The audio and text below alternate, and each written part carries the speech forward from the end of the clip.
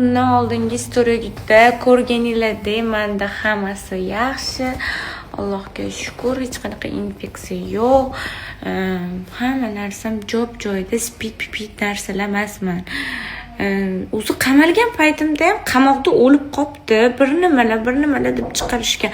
Har xil yolg'on ma'lumotlarga ishonib o'tirmanglar, o'rtoqlar. Iltimos. Ha, kiravering.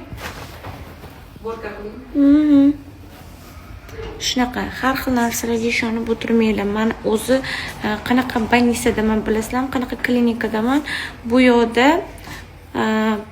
psixik kasallar, asabi charchagan odamlar yotadi bu yoqda. Men ham shunaqa negativlardan charchab mana уже o'zimga o'zim kasal ortiraman. To'g'rimi opa? O'ta anaqa yotadimi asab kasallari?